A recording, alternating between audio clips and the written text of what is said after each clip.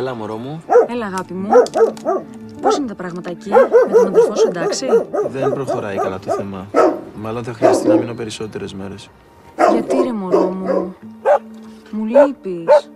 Πολύ. Αποφάσισε το λοιπόν. Πάρε το αεροπλάνο και έλα. Εγώ είμαι έτοιμος να τους αντιμετωπίσω όλους. Κοίτα, είμαι σε μια καφετέρια με τον Νεκτάριο. Θα σε πάρω ξανά σε λίγο. Φιλιά στη Βασιλική. Έχω δώσει εντολή να σε προσέχει. Γεια σου, μωρό μου. Τι έγινε, γιατί κατσούφιασες? Κάτι έχει ο Χιλέας. Κάτι μου κρύβει. Κάτι συμβαίνει στην Κύπρο.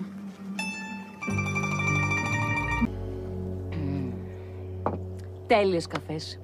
Λοιπόν, τι θα κάνουμε σήμερα? Τι όρεξης έχεις? Παίρνουμε το αυτοκίνητο να πάμε Αθηνά κέντρο, Θησίο? Αποκλείεται. Στο είπα και στο τηλέφωνο. Θα ριζώσει στο Πόρτο Ράφτη. Φοβάμαι τον detective που έχει βάλει ο Σύφης.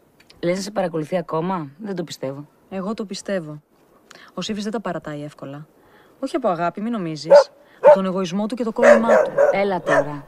Ο Σύφης σε αγάπησε. Με το δικό του τρόπο τουλάχιστον σε αγάπησε.